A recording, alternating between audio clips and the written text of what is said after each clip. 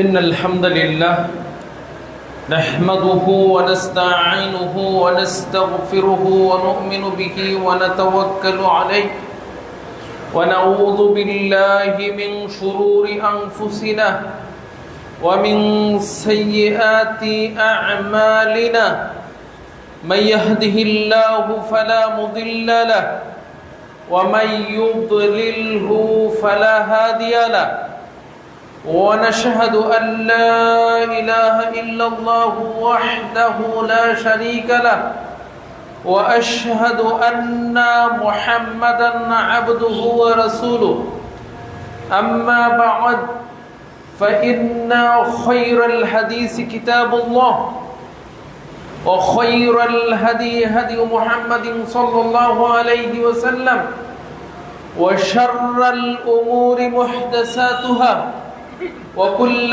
محدثة بدعة وكل بدعة ضلالة وكل ضلالة في النار فقد قال الله تعالى في كلامه المجيد أعوذ بالله من الشيطان الرجيم قل إن كنتم تحبون الله فاتبعوني يحببكم الله ويغفر لكم ذنوبكم والله غفور رحيم. عن أنس بن مالك رضي الله تعالى عنه قال قال رسول الله صلى الله عليه وسلم إن عظم الجزاء ما عظم البلاء إن الله إذا أحب قوما ابتلهم فمن رضي فله رضا ومن سخط فله سخط رواه الترمذي بإسناد صحيح. আলহামদুলিল্লাহ, আমরা আল্লাহ সুবহানাহু ওয়া তাআলার প্রশংসা জ্ঞাপন করছি যে আল্লাহ সুবহানাহু ওয়া তাআলা দয়া, মায়া এবং ভালোবাসার অধিকারী, যিনি বান্দাকে তার মায়ের চেয়েও বেশি ভালোবাসেন। পৃথিবীর সমস্ত মানুষের যত ভালোবাসা, যত স্নেহ মমতা পৃথিবীর সমস্ত সৃষ্টির, তার চেয়ে শতগুণ বেশি মায়া মমতা রয়েছেন মহান আল্লাহ রাব্বুল আলামিন। তিনি তার বান্দাকে না চাইতেই দুনিয়াতে বসবাসের যোগ্য করে তুলেছেন, দুনিয়াতে থাকা চলাফেরার জন্য পরিবেশটাকে অনুকূল করেছেন এবং যারা তার প্রিয় বান্দা হবে তাদের জন্য অফুরন্ত জান্নাতের মতো নিয়ামত তিনি রেখেছেন। সে আল্লাহর জন্য প্রশংসা, আলহামদুলিল্লাহ। দুরুদ এবং সালাম বর্ষিত হোক প্রিয় নবীর প্রতি, যিনি আল্লাহ রাব্বুল আলামিনের সবচেয়ে ভালোবাসার পাত্র ছিলেন, যাকে আল্লাহ রাব্বুল আলামিন হাবিব বা খালিল উপাধিতে ভূষিত করেছেন এবং তিনি আল্লাহ রাব্বুল আলামিনের ভালোবাসা পাওয়ার জন্য, প্রিয় বান্দা হওয়ার জন্য তিনি কঠোর পরিশ্রম করেছেন, যদিও তার সমস্ত গুনাহ আল্লাহ মাফ করে দিয়েছিলেন। সে রাসূলের জন্য অযুত দ্বারাই বর্ষিত শান্তির বাণী, আল্লাহুম্মা সাল্লি আলাইহি আল্লাহুম্মা বারিক আলাইহি। সম্মানিত উপস্থিতি, আল্লাহ রাব্বুল আলামিনের যে তিনি সৃষ্টি করেছেন আমাদেরকে, এই সৃষ্টি করে তার যে গুণাবলী রয়েছে তার মধ্যে একটা অন্যতম গুণ হলো তিনি তার বান্দাদের মধ্য থেকে তিনি কাউকে ভালোবাসেন। আল্লাহ রাব্বুল আলামিনের প্রতি যে ভালোবাসা এবং তিনি কাদেরকে ভালোবাসেন এই বিষয়ে আমরা আজকে সংক্ষিপ্ত আলোচনা করব। আমা তাওফিক ইল্লা বিল্লাহ আলাইহি তাওয়াক্কালতু ইলাইহি উনীব। বিষয়টা অনেক লম্বা, এই জন্য আমরা পয়েন্ট আকারে কথা বলবো। 5টা বিষয়ে কথা বলবো ইনশাআল্লাহ। প্রথম যে বিষয়টা সেটা হলো যে আল্লাহ রাব্বুল আলামিনের ভালোবাসার স্বরূপ কিরকম। দ্বিতীয় যে পয়েন্ট সেটা হলো যে আল্লাহ রাব্বুল আলামিনের যদি বান্দাকে ভালোবাসেন বা যাদেরকে ভালোবাসেন তাদের মর্যাদা, ফজিলত কিরকম। 3 নম্বর আলোচনা হবে যে আল্লাহ রাব্বুল আলামিন কাদেরকে ভালোবাসেন, কোন গুণের লোকদেরকে তিনি ভালোবাসেন, এই বিষয়ে আলোচনা হবে। চতুর্থ বিষয় হবে যে আল্লাহ রাব্বুল আলামিনের ভালোবাসার পাওয়ার জন্য আমরা কি আমল করব। এবং সর্বশেষ আলোচনা হবে যে আল্লাহ যে আপনাকে ভালোবাসেন তার লক্ষণ কি। এই বিষয়ের উপর আমরা সংক্ষিপ্ত আলোচনা করব। মা তৌফিক ইল্লা বিল্লাহ আলাইহি তাওয়াক্কালতু ইলাইহি উনীব। প্রথম যে বিষয়টা সেটা হলো যে আল্লাহ রাব্বুল আলামিন যে তার বান্দাকে ভালোবাসেন তার স্বরূপ কিরকম। প্রত্যেক মানুষের মধ্যে কিছু না কিছু ভালোবাসা রয়েছে। একজন মানুষ তার স্ত্রীকে ভালোবাসে, স্ত্রী তার স্বামীকে ভালোবাসে, পিতামাতা সন্তানকে ভালোবাসে, সন্তানাদি পিতাকে ভালোবাসে। এমনিভাবে বিভিন্ন ভালোবাসা রয়েছে এবং তাদের স্বরূপ ভিন্ন রূপ। আপনি আপনার স্ত্রীকে যেভাবে ভালোবাসেন, নিঃসন্দেহে সন্তানদেরকে এইভাবে ভালোবাসেন না, বাবা মাকে এভাবে ভালোবাসেন না, সেটা ভালোবাসার ধরন ভিন্ন রূপ। তা আল্লাহ রাব্বুল আলামিন যে বান্দাকে ভালোবাসেন এটারও একটা ধরন রয়েছে। আল্লাহ রাব্বুল আলামিনের প্রতি ঈমান আনতে হলে 4টা বিষয়ের প্রতি আমাদেরকে বিশ্বাস করতে হয়। তার মধ্যে প্রথম হলো যে আল্লাহর অস্তিত্বে বিশ্বাস, যে আল্লাহ আছেন, এটা বিশ্বাস করতে হবে। 2 নম্বর আল্লাহর রুবুবিয়তে বিশ্বাস করতে হবে। আল্লাহ রাব্বুল আলামিন পৃথিবী সৃষ্টি করেছেন, পৃথিবীর মালিক, এবং পৃথিবী এবং তার মাঝখানে যা আছে এগুলি তিনি পরিচালনা করেন, এটা বিশ্বাস করতে হবে। 3 নম্বর বিষয় হলো যে ইবাদতের মাধ্যমে এটা প্রমাণ করতে হবে। সালাতের মাধ্যমে, সিয়ামের মাধ্যমে, হজের মাধ্যমে আপনার প্রমাণ করতে হবে যে আল্লাহর প্রতি আপনি ঈমান আনছেন। 4র্থ এবং সর্বশেষ হলো আল্লাহর নাম এবং গুণাবলীর প্রতি বিশ্বাস করতে হবে। আল্লাহ রাব্বুল আলামিনের অসংখ্য নাম রয়েছে। প্রসিদ্ধ হাদিসে প্রসিদ্ধ 99টা নামের কথা আসছে। আল্লাহ রহমান, রাহিম, গাফুর, এগুলি বিশ্বাস করা। আর আল্লাহর কিছু গুণ রয়েছে, কিছু গুণ আছে তার জাতি গুণ। যেমন আল্লাহ রাব্বুল আলামিনের চেহারা রয়েছে, 2 হাত রয়েছে, পা রয়েছে, এগুলি তার সত্তাগত গুণ। আর কিছু গুণ আছে কর্মগত গুণ, এটা আবার 2 প্রকার। তার মধ্যে প্রথমটা হলো ইতিবাচক। যেমন আল্লাহ রাব্বুল আলামিন তিনি মহব্বত করেন, যেটা আজকে আলোচনার বিষয়। আল্লাহ রাব্বুল আলামিন ভালোবাসেন, তিনি রাগান্বিত হন, তিনি হাসেন, তিনি 7 আকাশের উপরে আরশে উঠেছেন, তিনি প্রথম আকাশে নেমে আসেন। এগুলি হলো কর্মগত পজিটিভ গুণ, ইতিবাচক গুণ। আর কিছু আছে নেতিবাচক গুণ, যেমন আল্লাহ ঘুমান না, আল্লাহর ক্লান্তি নেই, আল্লাহর ছেলে মেয়ে নেই, আল্লাহর ঊর্ধ্বতন পুরুষ পিতামাতা নেই, এগুলোর নেতিবাচক গুণ। তো সম্মানিত উপস্থিতি, তাহলে মহব্বত হলো আল্লাহ রাব্বুল আলামিনের কর্মগত ইসবাতি গুণ, হাবাসুক গুণ। আল্লাহ রাব্বুল আলামিন তার বান্দাদের মধ্য থেকে কাউকে তিনি ভালোবাসেন। কিভাবে ভালোবাসেন? এ ব্যাপারে ইমাম ইবনে তাইমিয়া রাহমাতুল্লাহ আলাইহি তার বিখ্যাত কিতাব আকিদা আল ওয়াসিতিয়া, যেটা বাংলা অনুবাদ হয়েছে, আপনারা পড়তে পারেন, এটা ব্যাখ্যা করেছেন সাহেব সালেহ আল ফৌদান হাফিজাহুল্লাহ। তিনি ওইখানে বলছেন যে ইসবাতু মুহাব্বাতুল্লাহি ওয়া মাওয়াদ্দাতুহু লিল আউলিয়া। আল্লাহ রাব্বুল আলামিন যে ভালোবাসেন, তার যে ভালোবাসা আছে এটা কোরআন হাদিস থেকে প্রমাণিত। তার প্রিয় বান্দাদেরকে, তার বন্ধুকে তিনি আল্লাহ রাব্বুল আলামিন ভালোবাসেন আলা মা ইয়ালিকু বিজালালিহ, যেমনি ভাবে তার সত্তার সাথে মানানসই। আল্লাহ যেভাবে ভালোবাসার দরকার সেভাবে তিনি তার বান্দাকে ভালোবাসেন। আকিদাতুত তাহাবি এর মধ্যেও আপনার আবুল ইজ আল হানাফি তিনিও বলছেন যে ওয়াসাফাল্লাহু তাআলা বিমুহাব্বা ওয়াল খুল্লা।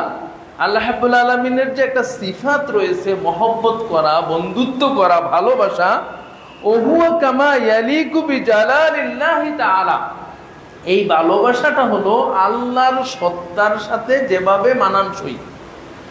ওয়া আজমাতিহি কাসাইরি সিফাতিল্লাহি তাআলা, যেভাবে আল্লাহর সিফাত, যদি আরশে উঠছেন, কিভাবে উঠছেন? আল্লাহ যেভাবে ওঠার, প্রতিদিন তিনি রাত্রবেলা প্রথম আকাশে নেমে আসেন, কিভাবে আসেন? আল্লাহ যেভাবে আসা প্রয়োজন। আল্লাহর হাত আছে কিরকম? যেভাবে আল্লাহর হাত থাকা প্রয়োজন। মানে আল্লাহর সাথে অন্যান্য সিফাত যেভাবে থাকা আল্লাহ ভালো মনে করেন, যেভাবে থাকা তার সম্মান, মর্যাদা, বরত্ব, মহত্বের সাথে মিলে যায়, এভাবে তিনি মহব্বত করেন। তাইলে 1 নম্বর বিষয়টা আমরা বললাম যে আল্লাহ যে আমাকে মহব্বত করেন, যেভাবে তিনি মহব্বত করার দরকার সেভাবেই করেন। 2 নম্বর যে বিষয়টা আমরা আলোচনা করব সেটা হলো যে আল্লাহ যদি মহব্বত করেন তাহলে আমাদের ফায়দা কি, লাভ কি? কয়েকটা ফায়দা আছে। তার মধ্যে প্রথম যে ফায়দা, প্রথম যে মর্যাদা, সেটা হলো ঈমান আনার সুযোগ করে দেয়। যাকে আল্লাহ ভালোবাসেন তাকে ঈমানের সুযোগ দিয়ে দেয়। ঈমান হলো সবচেয়ে বড় নিয়ামত। আল্লাহকে চিনতে পারা, আল্লাহর সামনে নত হওয়া, আল্লাহর কুদরত বুঝতে পারা, আল্লাহকে মেনে নেওয়া, এটা হলো বান্দার জন্য সবচেয়ে বড় নিয়ামত। আর এই নিয়ামতটা আল্লাহ রাব্বুল আলামিন তাকেই দেন যাকে আল্লাহ ভালোবাসেন। হাদিস আসছে সহিহ আল বুখারীর মধ্যে, শুআবুল ঈমানের মধ্যে 5524 নম্বর হাদিস, বাইহাকী রাহমাতুল্লাহ আলাইহি নিয়েছেন। তিনি বলছেন যে ইন্নাল্লাহা ইউতিদ দুনিয়া মান ইউহিব ওয়া মান লা ইউহিব। আল্লাহ রাব্বুল আলামিন দুনিয়ার জৌলুস, ধন সম্পদ, খ্যাতি, মর্যাদা, এটা আল্লাহ যাকে ভালোবাসেন তাকেও দেন, যাকে ভালোবাসেন না তাকেও দেন। দুনিয়ার সম্পদ সবাই কোনো না কোনো সম্পদের মালিক, সে আল্লাহকে মানুক আর না মানুক, খ্যাতির মালিক, প্রভাব প্রতিপত্তির মালিক।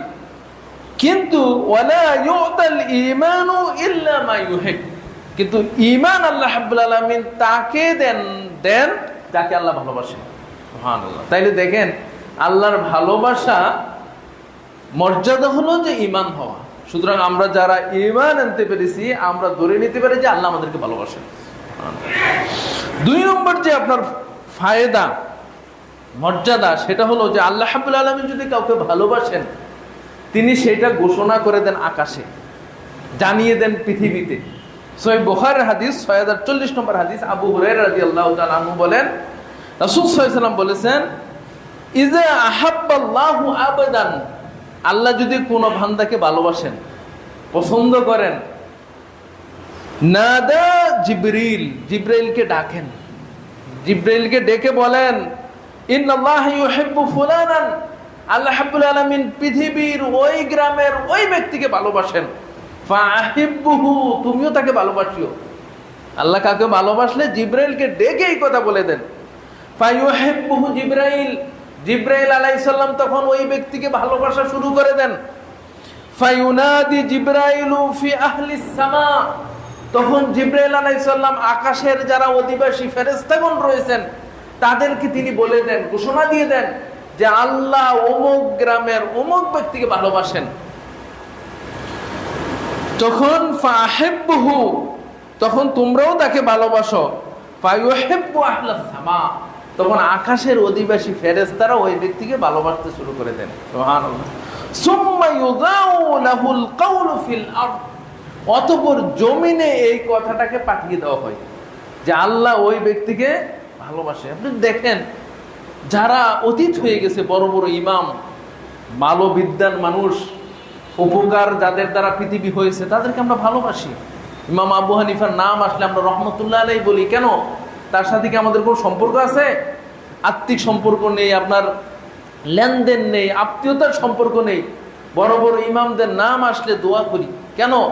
কারণ আল্লাহ রাব্বুল আলামিন তাদেরকে ভালোবেসেছেন, ফেরেশতারা ভালোবাসেন, আমাদের অন্তরে তাদেরকে ভালোবাসার জন্য আল্লাহ নির্দেশ দিয়েছেন। সুবহানাল্লাহ। 3 নম্বর যে বিষয়টা, আল্লাহ রাব্বুল আলামিন যদি ভালোবাসেন কাউকে, তখন বান্দা তার আল্লাহ রাব্বুল আলামিনের সাথে সাক্ষাৎকে ভালোবাসেন। সহিহ বুখারীর হাদিস 6507 নম্বর হাদিস, আয়েশা উবাদা ইবনে সামিত রাদিয়াল্লাহু তাআলা আনহু বলেন যে মান আহাব্বা লিকা আল্লাহি আহাব্বাল্লাহু লিকাআ, কোন বান্দা যদি আল্লাহর সাথে সাক্ষাৎকে ভালোবাসেন, তখন আল্লাহ রাব্বুল আলামিনও তার সাথে, তার বান্দার সাথে সাক্ষাতের ভালোবাসেন। সুবহানাল্লাহ। ওয়ামান কারিহা লিকা আল্লাহি কারিহা আল্লাহু লিকা, আর কেউ যদি আল্লাহর সাথে ভালোবাসাকে অপছন্দ করেন, যে আল্লাহর সাথে দেখা হোক, আল্লাহর সাথে দেখাকে অপছন্দ করেন, আল্লাহ রাব্বুল আলামিনও তার বান্দার সাথে দেখা করতে অপছন্দ করেন। এই কথা শোনার পরে আয়েশা রাদিয়াল্লাহু তাআলা আনহা বললেন, অথবা রাসূল সাল্লাল্লাহু আলাইহি ওয়াসাল্লাম কোন একজন স্ত্রী বললেন, ইয়া রাসূলুল্লাহ ইন্না লা নাকরাহুল মাউত, আমরা তো মৃত্যুকে একটু অপছন্দ করি, কারণ মৃত্যু ছাড়াতে আল্লাহর সাথে সাক্ষাতের আসলে কোনো সুযোগ নেই। তখন রাসূল সাল্লাল্লাহু আলাইহি সাল্লাম বললেন, লাইসা দাক, বিষয়টা এরকম নয়, ওয়ালাকিন্নাল মুমিনা, যখন, কিন্তু মুমিন ইযা হাযারাহুল মাউত, যখন তার মৃত্যু উপস্থিত হয়, বুশশিরা রিদওয়ানুল্লাহি ওয়া কারামাতি, তাকে সুসংবাদ দেওয়া হয়, যে আল্লাহর পক্ষ থেকে সুসংবাদ দেওয়া হয় যে আল্লাহ তোমাকে ভালোবাসেন, আল্লাহ তোমাকে পছন্দ করেন, আল্লাহর সুসংবাদ তার কাছে পৌঁছিয়ে দেওয়া হয়। সুবহানাল্লাহ। তাহলে দেখেন আল্লাহ রাব্বুল আলামিন যদি কাউকে ভালোবাসেন, এটা মৃত্যুর সময় ওই যে ফেরেশতা নাজিল হয়, তাতানাজ্জালু আলাইহিমুল মালাইকা আল্লা তাখাফু ওয়া লা তাহজানু ওয়া আবশিরু বিল জান্নাতিল্লাতী কুনতুম তুআদুন। ফেরেশতা তখন নাজিল হয়ে আল্লাহ যে সন্তুষ্ট হয়েছেন ওই বান্দার উপর, এটা ঘোষণা দেওয়া হয়। এবং কবরে যাওয়ার পরে যখন ফেরেশতার প্রশ্নের জবাব দিতে পারে, তখন আকাশ থেকে ঘোষণা আসে যে এই বান্দা সত্য জবাব দিয়েছে, এই বান্দার জন্য ব্যবস্থা করে দাও, ভালো ব্যবস্থা করে দাও, পোশাক পরিবর্তন করে দাও, তার বিছনাকে পরিবর্তন করে দাও, ঘরকে সুসজ্জিত করে দাও, জান্নাতের সাথে একটা সুরঙ্গ লাগিয়ে দাও। তাহলে দেখেন আল্লাহ রাব্বুল আলামিনের ভালোবাসা যারা অর্জন করবে তারা এই মর্যাদাগুলি পাবে। আল্লাহ রাব্বুল আলামিন আমাদেরকে তার ভালোবাসার বান্দাদের অন্তর্ভুক্ত করুক। আমিন। 3 নম্বর যে বিষয়, আজকের আলোচনার মূল বিষয়, যে আল্লাহ কাদেরকে ভালোবাসেন। 10 ব্যক্তির কথা আমি উল্লেখ করব। তার মধ্যে প্রথম যে ব্যক্তি যাকে আল্লাহ রাব্বুল আলামিন ভালোবাসেন, কোরআনের এক জায়গায় কথাটা উল্লেখ আছে, সেটা সূরা আলে ইমরান 31 নম্বর আয়াত। আল্লাহ রাব্বুল আলামিন বলছেন, কুল ইন কুনতুম তুহিব্বুনাল্লাহ ফাত্তাবিউনি ইউহিব্বুকুমুল্লাহ। হে রাসূল, আপনি বলে দিন, ইন কুনতুম তুহিব্বুনাল্লাহ, তোমরা যদি আল্লাহকে ভালোবাসতে চাও, ফাত্তাবিউনি, তুমি আমাদের রাসূল আমাকে অনুসরণ করো, ইউহিব্বুকুমুল্লাহ, তাহলে আল্লাহ তোমাদেরকে ভালোবাসবেন। তাহলে আল্লাহকে ভালোবাসার জন্য আল্লাহ ওই ব্যক্তিকে ভালোবাসবেন যে রাসূলের অনুসরণ, কথা, কাজে, আমলে, আখলাকে, সার্বিক বিষয়ে আপনি রাসূল সাল্লাল্লাহু আলাইহি সাল্লামকে যত অনুসরণ করবেন, যত মেনে চলতে পারবেন, আল্লাহ আপনাকে তত ভালোবাসবে। দুনিয়ায় আপনি দেখেন একজন নেতার ভালোবাসা পাওয়ার জন্য, নেশার সাথে একটা ছবি আছে আপনার, নেতার সাথে কোনোদিন আপনি দেখা করেছেন, এই ছবিটাকে কত যত্ন করে রাখে যে তার সাথে আমার সম্পর্ক আছে, তিনি আমাকে চিনেন, আমার ফোনটা তিনি ধরেন, তার সাথে একটা আরজি প্যাচ করলে তিনি শোনেন। এটাকে আমরা কত গুরুত্ব দেই। অনেক সময় দেখা যায় এটা বিপদও হইতে পারে আপনার জন্য। কিন্তু আল্লাহর সাথে যে ভালোবাসা, আল্লাহর সাথে যে মহব্বত, আল্লাহর সাথে যে মানুষের যে হৃদ্যতা, এটা যে কত বড় নিয়ামত, এটা অর্জিত হবে ওই ব্যক্তি পাবে যে ব্যক্তি রাসূল সাল্লাল্লাহু আলাইহি সাল্লামের সার্বিক জীবনে অনুসরণ করে। আমরা তো রাসূল সাল্লাল্লাহু আলাইহি সাল্লামের অনুসরণ এই যে গত শনিবারে হয়ে গেল, একেবারে ঈদ মিলাদুন নবী, জশ্নে জুলুস, হ্যাঁ, কিভাবে রাসূল সাল্লাল্লাহু আলাইহি সাল্লামের জন্মদিন উপলক্ষে, যদিও জন্মদিন 12ই রবিউল আউয়াল, এটা ঐতিহাসিকদের দ্বারা প্রমাণিত নয়, কোরআন হাদিসে তো নেই, কোনো হাদিসে নেই যে রাসূল সাল্লাল্লাহু আলাইহি সাল্লাম রবিউল আউয়াল মাসে জন্মগ্রহণ করেছেন, কোনো হাদিসে নেই যে রাসূল সাল্লাল্লাহু আলাইহি সাল্লাম 12 তারিখ রবিউল আউয়ালে জন্মগ্রহণ করেছেন। বরং হাদিসে কি আসছে, আমুল ফিলে রাসূল সাল্লাল্লাহু আলাইহি সাল্লাম জন্মগ্রহণ করেছেন সোমবারে। আর রাসূল সাল্লাল্লাহু আলাইহি সাল্লাম সোমবারে কি করতেন, সিয়াম পালন করতেন। ঈদ আসলো কোত্থেকে? ঈদে তো রাসূল সাল্লাল্লাহু আলাইহি সাল্লাম 2টা ঈদ রেখেছেন, ইন্নাল্লাহ কাদ আবদালা বিহিমা খায়রুম মিনহুমা আল ঈদুল ফিত্রি ওয়া ঈদুল আযহা। মদিনাতে যে যখন তিনি দেখলেন যে মদিনার অধিবাসীরা 2টা দিনকে, বছরে 2টা দিনকে গুরুত্বের সহিত পালন করে, তখন তিনি বললেন, এই 2টা দিন কি? বলে, জি ইয়া রাসূলুল্লাহ, আমরা তো অনেক আগে থেকে এই 2টা দিন পালন করতেছি। তখন রাসূল সাল্লাল্লাহু আলাইহি সাল্লাম বললেন যে ইন্নাল্লাহ কাদ আবদালা বিহিমা খায়রুম মিনহুমা, আল্লাহ রাব্বুল আলামিন এই 2 দিনের পরিবর্তে আরো 2টা উত্তম দিন তোমাদেরকে দিয়েছেন। একটা হলো ঈদুল ফিতর, ঈদুল আযহা। রাসূল সাল্লাল্লাহু আলাইহি সাল্লাম ঈদের দিন আপনার সালাতের মাধ্যমে শুরু করতেন। ঈদের দিনের একটা স্পেশাল কাজ আছে। এখন ঈদে মিলাদুন নবীর কি কাজ?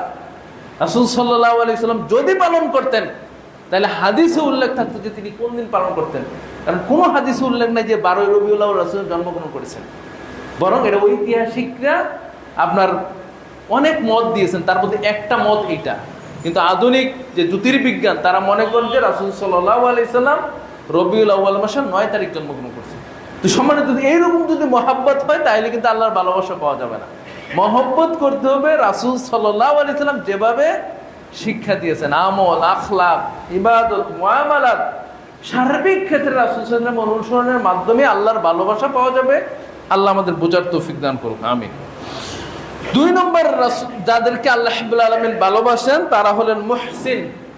মুহসিনদেরকে ভালোবাসেন, এটা আল্লাহ রাব্বুল আলামিন কোরআনের 5 জায়গায় উল্লেখ করেছেন। সূরা বাকারা 195 নম্বর আয়াত, সূরা আলী ইমরান 134 নম্বর আয়াত, সূরা মায়েদার 13 নম্বর আয়াত, সূরা আলী ইমরান 148 নম্বর আয়াত, এবং সূরা মায়েদার 93 নম্বর আয়াতে আল্লাহ বলেছেন, ইন্নাল্লাহা ইউহিব্বুল মুহসিনিন, আল্লাহ মুহসিনদেরকে ভালোবাসেন। মুহসিন কারা?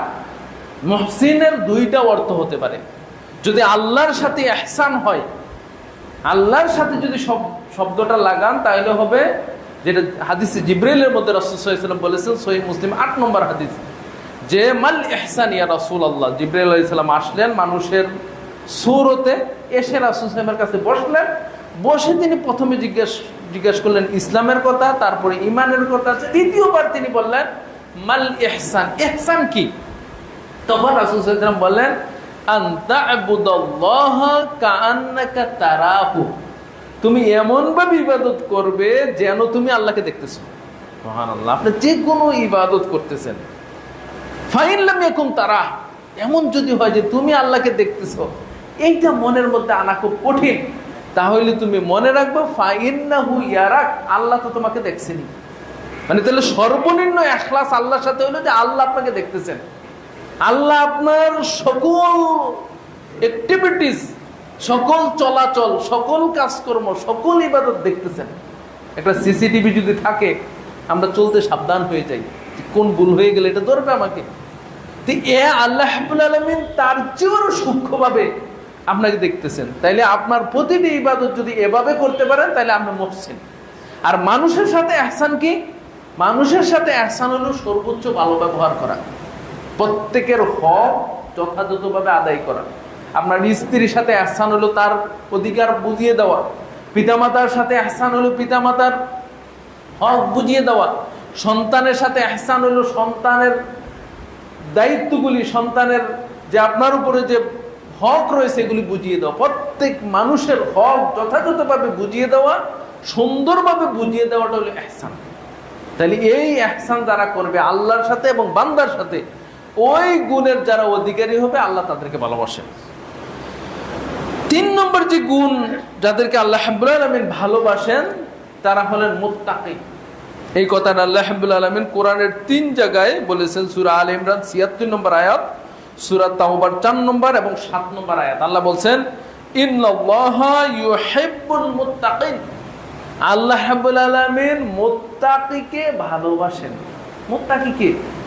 আমরা অনেক মানুষ যে অনেক বড় জুব্বা, অনেক বড় পাগড়ি, হ্যাঁ, অনেক সুন্দর চেহারা, দাড়ি সেই রকম, হ্যাঁ, অনেক তার মুরিদ, অনেক তার অনুসারী, অনেক বড় খানকা, মানে এইগুলিকে আমরা বড় মনে, অনেক বড় ওলি না, আল্লাহর ওলি এইগুলি মনে করি। আসলে মুত্তাকি এটাকে বলা হয় না। মুত্তাকির অনেক সংজ্ঞা অনেকে দিয়েছেন।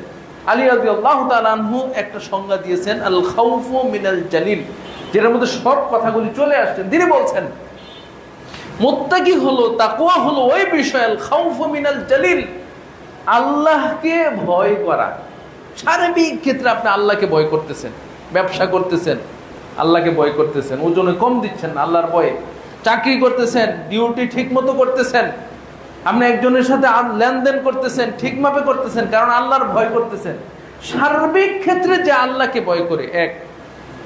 ওয়াল আমালু বিত-তানজিল, 2 নম্বর গুণ হলো, 2 নম্বর ওই ব্যক্তি মুত্তাকি যে তানজিল, আল্লাহ যা নাজিল করেছেন এই অনুযায়ী আমল করে।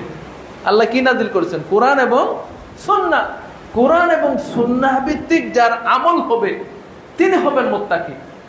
3 নম্বরে তিনি বলছেন ওয়াল কানাআতু বিল কালিল, অল্পে তুষ্ট থাকা, যা আছে আপনার এইটা নিয়ে সন্তুষ্ট থাকা, আলহামদুলিল্লাহ বলা। মানুষ পাপ করে কখন?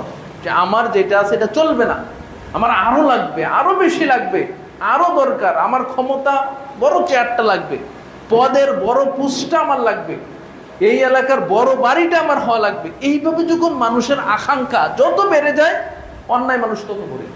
আর মানুষ যখন আলহামদুলিল্লাহ বলতে পারে যে 2 দিনে, অল্প দিনের দুনিয়া, কয়দিন আমি থাকবো, যেটা পেয়েছি আলহামদুলিল্লাহ, বৈধভাবে চেষ্টা করি, তাহলে মানুষ পাপ থেকে বাঁচতে পারে।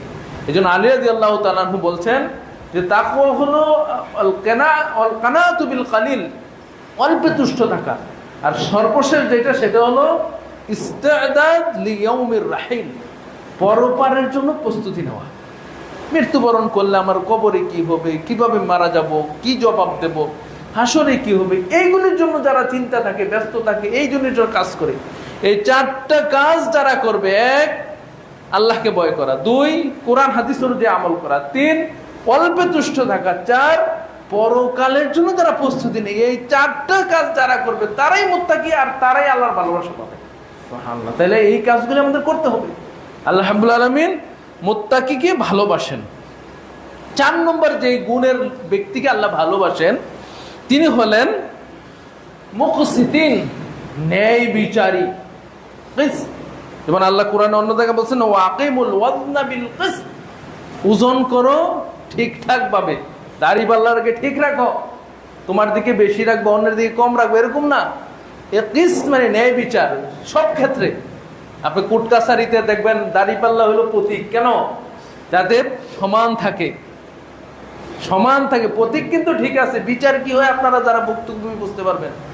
এই জন্য প্রতীক ঠিক আছে। তো আল্লাহ রাব্বুল আলামিন বলছেন যে আল্লাহ যাদেরকে ভালোবাসেন তারা হলেন মুকসিতিন। এই শব্দটা আল্লাহ রাব্বুল আলামিন কোরআনের 3 জায়গায় বলছেন: সূরা মায়েদার 42 নম্বর আয়াত, সূরা হুজুরাতের 9 নম্বর আয়াত এবং সূরা আল মুমতাহিনার 8 নম্বর আয়াত। আল্লাহ বলছেন ইন্নাল্লাহা ইউহিব্বুল মুকসিতিন।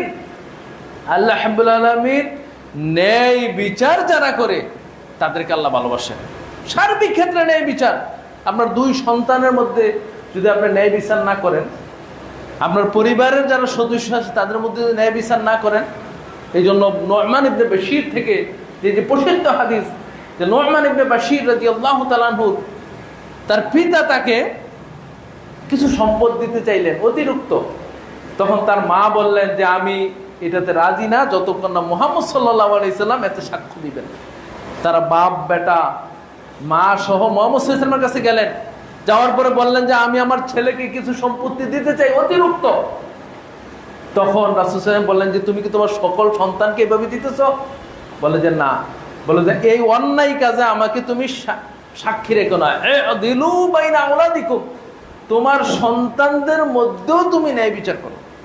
তাইলে ন্যায় বিচার শুরু হবে নিজের পরিবার থেকে, সমাজ থেকে, রাষ্ট্রের মধ্যে। যেই ক্ষেত্রে আপনি থাকেন না কেন, আপনার সমাজের নেতা, সমাজের 2টা পক্ষের মধ্যে বিচার ন্যায় করা আপনার দায়িত্ব। আপনি এলাকার নেতা, এলাকার মধ্যে আপনার দায়িত্ব। আপনি বিচারপতি, বিচারের মধ্যে দায়িত্ব।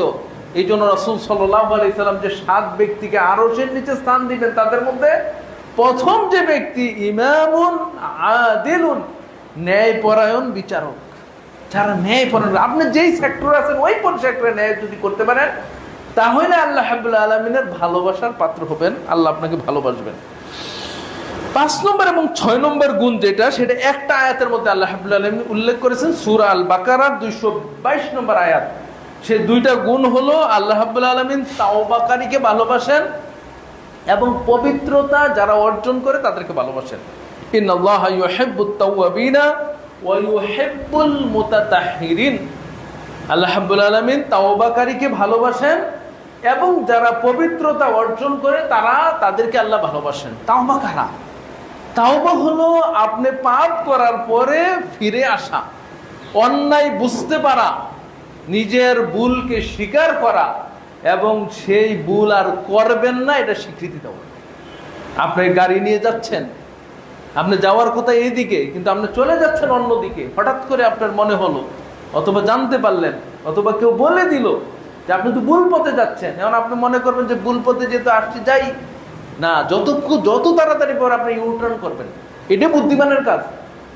অনুরূপভাবে জীবন চলার পথে আপনি যখন অন্যায় করবেন, বুঝতে পারবেন, তখন উচিত হবে ইউটার্ন করে আপনি ফিরে আসা আপনার গন্তব্যের দিকে, যেই গন্তব্যের জন্য আল্লাহ আপনাকে সৃষ্টি করেছেন, যেই গন্তব্যের স্বীকৃতি আপনি দিয়েছেন লা ইলাহা ইল্লাল্লাহ মুহাম্মাদুর রাসূলুল্লাহর মাধ্যমে, যে আল্লাহ আপনাকে মেনে নিলাম। কিন্তু যখন আল্লাহর ভুল হয়ে যাবে, অন্যায় হয়ে যাবে, তখন আবার যখন আপনি ফিরে আসবেন, এটার নাম হলো তাওবা। অন্যায় কাজ চালিয়ে যাবেন, এরপরে তাওবা করবেন, এটার নাম কিন্তু তাওবা নয়। এবং এইরকম তাওবাকে আল্লাহ রাব্বুল আলামিন কবুল করবেন না বলে সূরা নিসার মধ্যে আল্লাহ রাব্বুল আলামিন প্রথম দিকে উল্লেখ করেছেন লাইসাতিত তাওবাতু লিল্লাযিনা ইয়ামালুনা সু। এইভাবে আল্লাহ রাব্বুল আলামিন ওদের জন্য তাওবা নেই। তাইলে সম্মানিত উপস্থিতি, তাওবাকারীকে আল্লাহ ভালোবাসেন। হাদিসে আসছে যে লাল্লাহি আশাদ্দু ফারহান, আল্লাহ রাব্বুল আলামিন সবচেয়ে বেশি খুশি হন ওই ব্যক্তির প্রতি যে ব্যক্তি বান্দা পাপ করার পরে তাওবা করে। যে ব্যক্তি কোন ব্যক্তির মতো, তারপর আসলে একটা উদাহরণ দিয়েছেন যে কোনো ব্যক্তি মরুভূমিতে তার উট হারিয়ে ফেলেছে, যে উটের মধ্যে তার খাবার ছিল, যে উট দিয়ে অথবা সেই যে বাহন দিয়ে সে মরুভূমি থেকে তার বাড়িতে যাবে, লোকালয়ে যাবে, এরকম একটা প্রয়োজনীয় জীবন রক্ষাকারী জন্তু তার কাছে ছিল, খাদ্য পানীয় সহ, ওইটা হারিয়ে গেছে। লোকটা নিরাশ হয়ে গেছে যে আমি আর বাঁচবো না।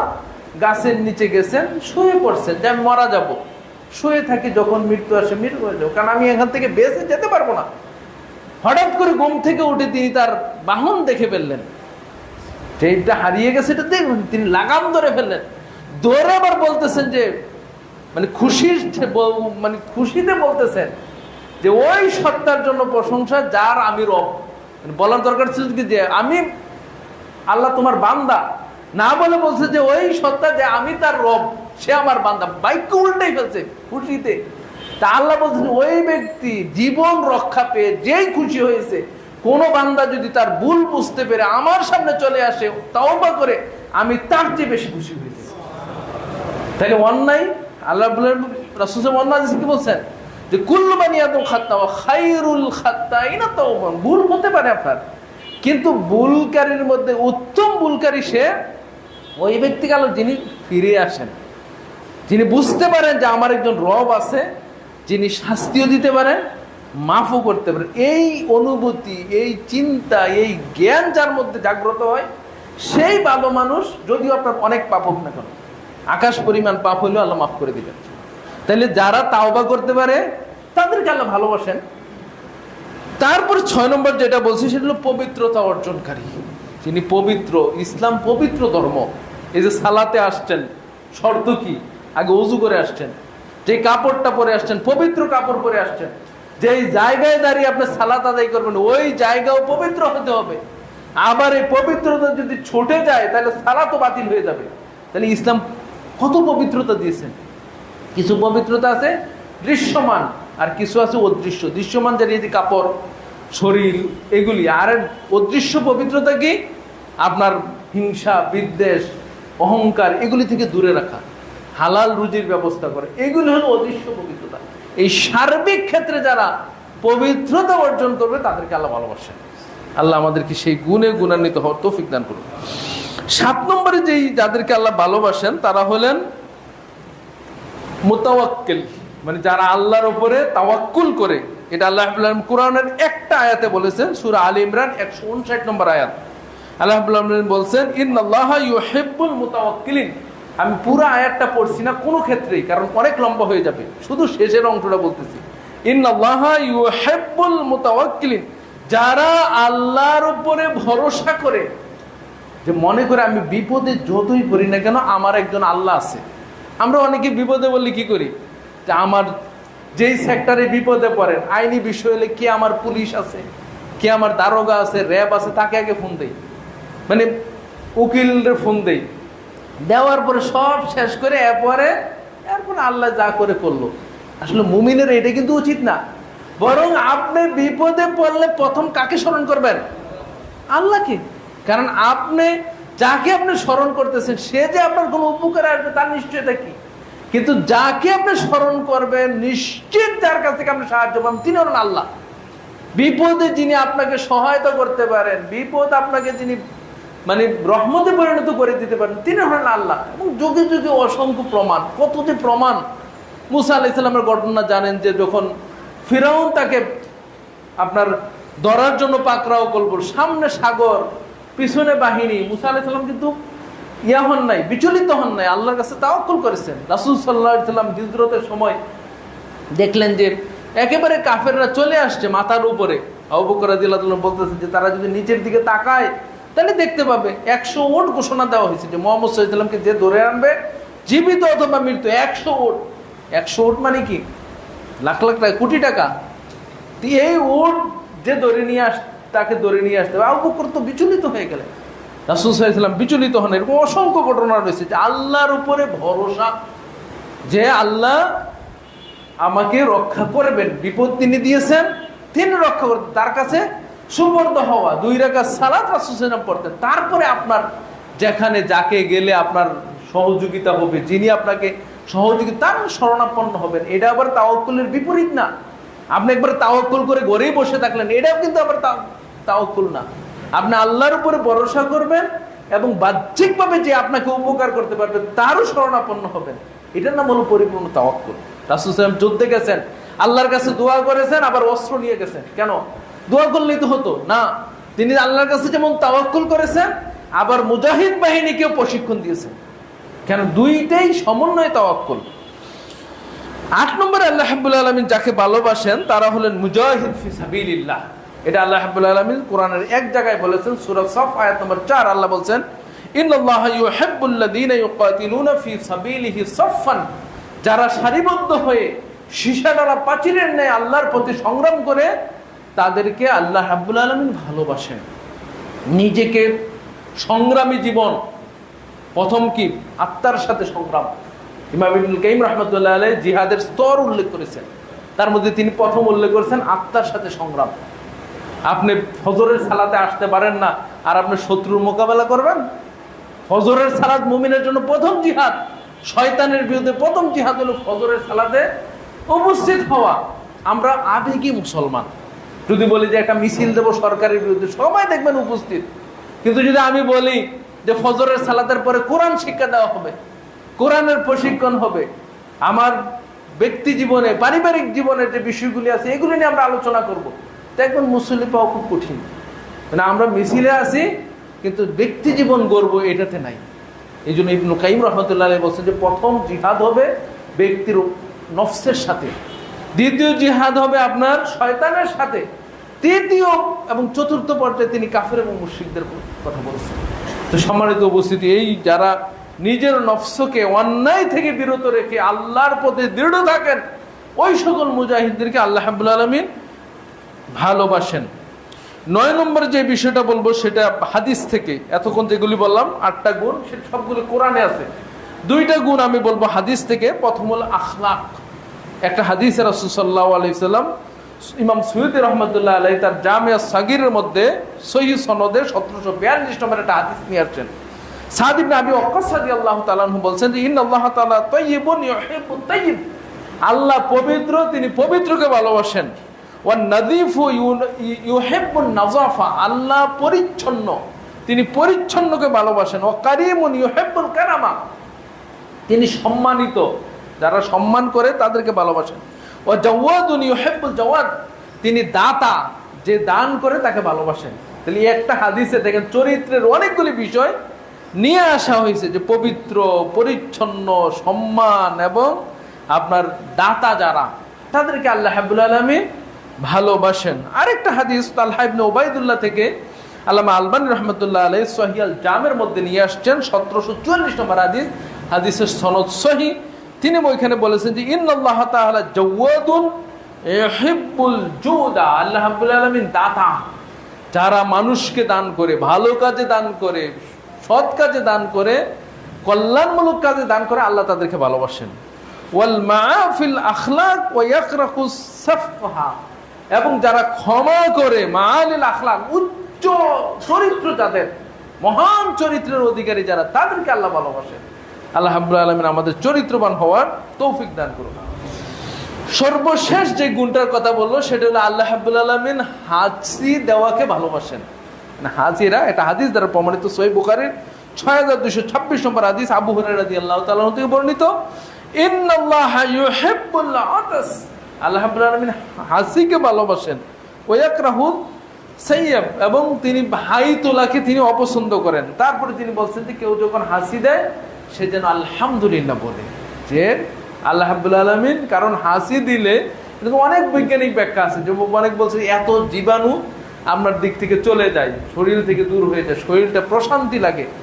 তো সম্মানিত উপস্থিতি, আমরা 10টা গুণ উল্লেখ করলাম যাদেরকে আল্লাহ রাব্বুল আলামিন ভালোবাসেন। আমি গুণগুলি আবার আপনাদেরকে বলে দিচ্ছি, যাতে করে আমরা এই গুণগুলি অর্জন করে আল্লাহর ভালোবাসা পেতে পারি। 1 নম্বর গুণ, রাসূল সাল্লাল্লাহু আলাইহি সাল্লামের যারা অনুসরণ করে আল্লাহ তাদেরকে ভালোবাসেন। 2 নম্বর, যারা মুহসিন, আল্লাহর সাথে ইহসান করে, বান্দার সাথে ইহসান করে, আল্লাহ তাদেরকে ভালোবাসেন। 3 নম্বরে আল্লাহ রাব্বুল আলামিন মুত্তাকিকে ভালোবাসেন, যারা শারীরিকভাবে আল্লাহকে ভয় করে, সব ক্ষেত্রে আল্লাহ তাদেরকে ভালোবাসেন। যারা 4 নম্বরে যারা ন্যায় বিচার করে আল্লাহ তাদেরকে ভালোবাসেন।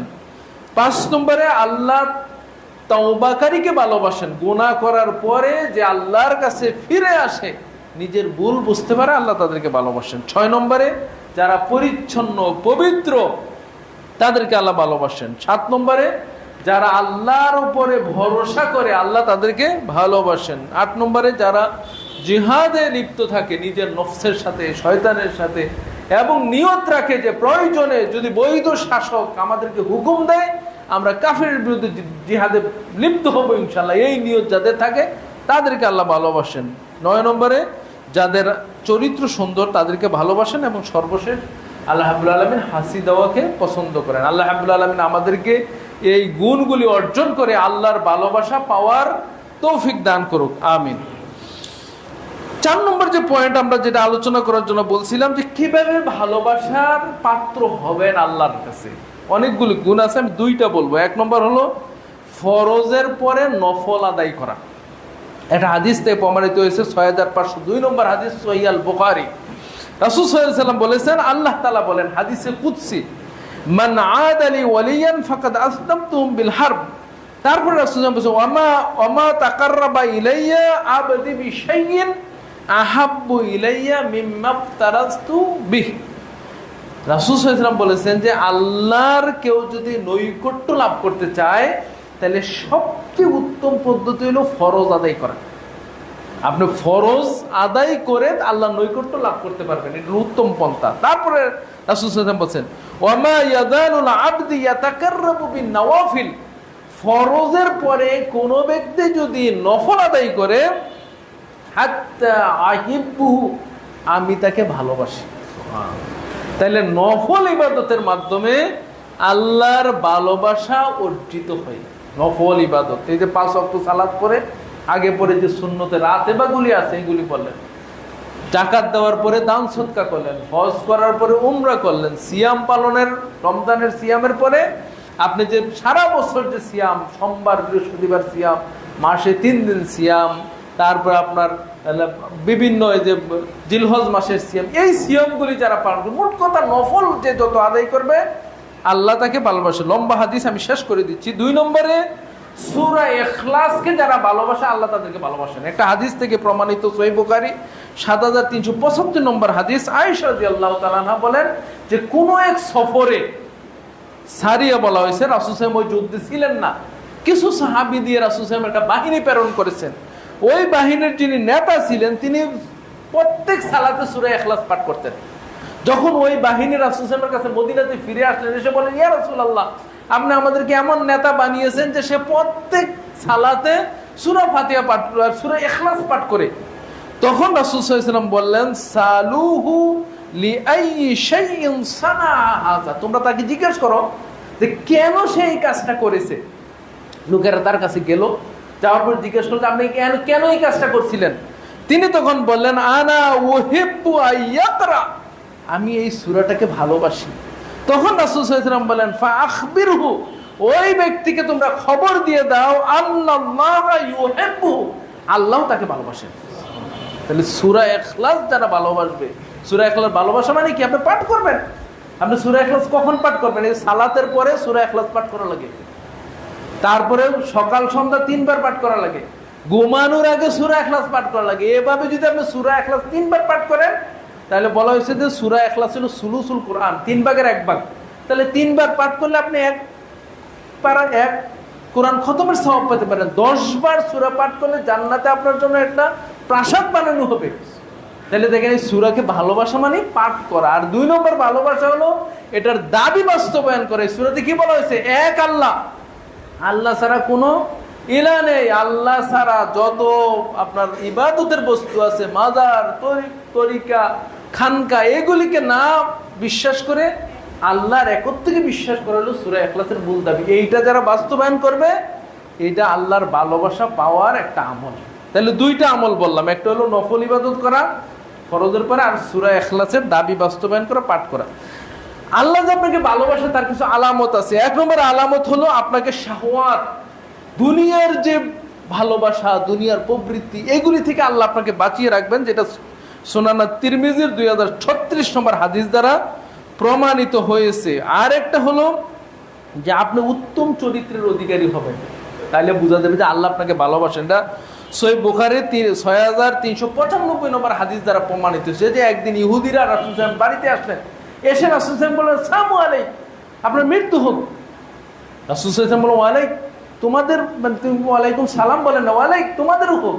তখন আয়েশা রাদিয়াল্লাহু তাআলা আনহা তিনি থেকে বাহির থেকে বলে যে তোমাদের মৃত্যু হোক, তোমাদের উপর লানত, মানে অনেক খারাপ কথা বলা শুরু, যেটা বলা উচিত ছিল না। তখন রাসূল সাল্লাল্লাহু আলাইহি ওয়াসাল্লাম বললেন যে তুমি চুপ করো আয়েশা। তখন বললেন যে হে রাসূল, আপনি শুনেন নাই, তারা আপনার মৃত্যু কামনা করতেছে আর আপনি বলতেছেন আমি চুপ করব। তখন রাসূল সাল্লাল্লাহু আলাইহি ওয়াসাল্লাম বললেন, ইন্নাল্লাহা রাফিক ইউহিব্বুর রিফকা ফিল আমরি কুল্লি। আল্লাহ রাব্বুল আলামিন হলেন কোমল, তিনি কোমলকে ভালোবাসেন। সুতরাং আপনি যে আল্লাহ আপনাকে ভালোবাসেন, এটা নিদর্শন হলো আপনি কোমল হবেন, নম্র হবেন, ভদ্র হবেন। আর সর্বশেষ যেটা বললো সেটা হলো, এটা আপনার মানতেও কষ্ট হবে, সেটা হলো বিপদ আপদ আল্লাহ যাকে দেন তাকে ভালোবাসেন। তিরমিজির হাদিস 2396 নম্বর হাদিস, আনাস রাদিয়াল্লাহু তাআলা বলেন, ইন্না ইজামাল জাযাই মা ইজামাল বালা, নিঃসন্দেহী বড় বিপদের সাথে বড় পুরস্কার রয়েছে। তারপরে বলছেন, ইন্নাল্লাহা ইজা আহাব্বা কওমান ইবতালাহুম, আল্লাহ যখন কোনো কওমকে ভালোবাসেন তখন তাদেরকে বিপদ দেন। বিপদ আপদ দিলে কি হয়? আপনার গুনাহ মাফ হয়। বিপদ আপদ দিলে কি হয়? আপনার মর্যাদা বৃদ্ধি পায়। বিপদ আপদ দিলে কি হয়? আখিরাতের বিপদ থেকে আল্লাহ বাঁচিয়ে দেন। সুতরাং বিপদ আপদ আসা মানে, অনেকে মনে করছে আল্লাহ মনে আমাকে ভালোবাসেন না। এবং আমাদের সমাজের মধ্যে যে একটু বিপদগ্রস্ত থাকে, সন্তানরা হয়তো বিপদে থাকে, হাসপাতালে যাওয়া লাগে, চাকরিতে সমস্যা, আমরা মনে করি লোকটা মানে বেশি না। আসলে আল্লাহ তাকে দুনিয়াতে পরীক্ষা করতেছেন। আখিরাতের পরীক্ষার চেয়ে দুনিয়ার পরীক্ষা সহজ। আখিরাতের পরীক্ষার চেয়ে দুনিয়ার পরীক্ষা সহজ। এই জন্য দুনিয়াতে যদি কেউ সবর করতে পারে, বিপদে ধৈর্য ধারণ করতে পারে, হাদিসে আসছে যে সে এমনভাবে চলবে যেন তার কোনো পাপই নাই। কারণ বিপদে একটা কাঁটা ফুটলেও আপনার পাপ মোচন হয়ে যায়। যত বড় বিপদ আসবে পাপ মোচন হয়ে যাবে, মর্যাদা বৃদ্ধি পাবে। সুতরাং আল্লাহ রাব্বুল আলামিন আমাদের এই বিষয়গুলো বোঝার তৌফিক দান করুক, আল্লাহর ভালোবাসা অর্জন করার তৌফিক দান করুক। আমরা যাতে আল্লাহর প্রিয় বান্দা, ভালোবাসার বান্দা হয়ে দুনিয়া ত্যাগ করতে পারি এবং জান্নাত লাভ করতে পারি, আল্লাহ আমাদেরকে সেই তৌফিক দান করুক। হাযা সাল্লাল্লাহু আলা নবিয়িনা মুহাম্মদ ওয়া আলা আলিহি ওয়া সাহবিহি আজমাইন। আল্লাহুম্মা সাল্লি আলাইহি আল্লাহুম্মা বারিক আলাইহি। আলহামদুলিল্লাহ, আলহামদুলিল্লাহ ওয়াহদা ওয়াসসালাতু ওয়াসসালামু আলা মান লা নাবিয়্যা বা'দা। সম্মানিত উপস্থিতি, মসজিদ আল ফুরকান, আলহামদুলিল্লাহ আপনারা জুমার সালাতে অনেক দূর থেকে অনেকে আসেন। মসজিদ আল ফুরকান মানে আল ফারকু বাইনাল হাক্কি ওয়াল বাতিল। ফুরকান বলা হয় কাকে? যা হক এবং বাতিলের মধ্যে পার্থক্য করে দেয়। তা আমরা মনে করি যে এই মসজিদ থেকে, এই মিম্বার থেকে যে কথাগুলি হয় নিঃসন্দেহে হকের কথা। বিশেষ করে আমার বিষয়টা আমি বলতে পারি যে আপনারা যা যেমন আজকে যা শুনছেন বা আগে যা শুনছেন, যে কোনো বিষয়ে আমাকে জিজ্ঞেস করতে পারবেন যে এই কথাটা আপনি কোথা থেকে বললেন। আমি কিছু নোট করা আছে আর কিছু আমার নিজে থেকে বলেছি। সবগুলির দলিল দিতে আমি বাধ্য, কারণ আমি কথা বলেছি। আমার যদি ভুল হয়ে না, আমি বলি না, যদি ভুল হয় তো আমি সংশোধন করে নেব। তার মানে এখান থেকে আমরা যারাই কথা বলে আলহামদুলিল্লাহ সত্য বলার চেষ্টা করি। তা আলহামদুলিল্লাহ আপনারা মসজিদে এসেছেন এবং আপনাদের প্রতি একটা দায়িত্ব, হক জানার পরে এটাকে প্রচার করা। এই জন্য আমরা বলবো যে আপনারা যারা আসছেন, আপনার খুব ভালো বন্ধু, অফিসের ভালো কলিগ, হ্যাঁ আপনার ফ্ল্যাটে থাকেন, খুব কাছের লোক, তাদেরকে মসজিদে নিয়ে আসবেন হক জানানোর জন্য। এবং যারা এই কাজটা অনেক সময় করতে পারেন না, তাদেরকে আমরা বলি একটা বই, বিশেষ করে মাসিকার তাহরিক আছে, এটা আপনারা একজনকে উপহার দিবেন, 30 টাকা মাত্র দাম। এইটা একটা আপনার দাওয়াতি কাজ হবে। আপনি যে হক জানলেন, এইটার একটা দাবি কিন্তু আছে সমাজে। অনেক লোক হয়তো জানছে না, বিষয়টা বুঝতেছে না। এই জন্য আমরা যারা জেনেছি, বুঝেছি, আমাদের উপর একটা গুরুত্বপূর্ণ দায়িত্ব হলো অন্যকে জানানো। এই বিষয়টা আপনার বইয়ের মাধ্যমে হতে পারে, তাকে নিয়ে আসার মাধ্যমে হতে পারে। আমাদের দাবি হলো যে তাকে জানানো, মানার বিষয়টা আমরা তাকে চাপও দিতে পারবো না, বলতেও পারবো না আল্লাহর কাছে দোয়া ছাড়া। তা আল্লাহ আমাদেরকে এগুলি বুঝার এবং আমল করার তৌফিক দান করুন। আমাদের মধ্যে যারা অসুস্থ আছেন, আল্লাহ রাব্বুল আলামিন সকলকে সুস্থতা দান করুন। আমাদের মধ্যে যারা ইন্তেকাল করেছেন, আল্লাহ রাব্বুল আলামিন সকলকে জান্নাতের অধিবাসী করুন। আমাদের মধ্যে যারা বিপদে আছেন, সমস্যায় আছেন, আল্লাহ রাব্বুল আলামিন তাদের সমস্যা বিপদ দূরীভূত করুন। আল্লাহুম্মা আইজ্জিল ইসলাম ওয়াল মুসলিমিন, আল্লাহুম্মা আইজ্জিল ইসলাম ওয়াল মুসলিমিন, واخذل الكفرة والمبتدئة والمشركين ربنا آتنا في الدنيا حسنة وفي الآخرة حسنة وقنا عذاب النار اللهم احفظنا أنت خير الحافظين اللهم ارحمنا أنت خير الراحمين عظيم الباس رب الناس اشف أنت شافي لا شفاؤك إلا شفاء لا يغادر سقما عباد الله رحمكم الله إن الله يأمر بالعدل والإحسان وإيتاء ذي القربى وينهى عن الفحشاء والمنكر والبغي يعظكم لعلكم تذكرون فاذكروني أذكركم واشكروا لي ولا تكفرون قوموا للصلاة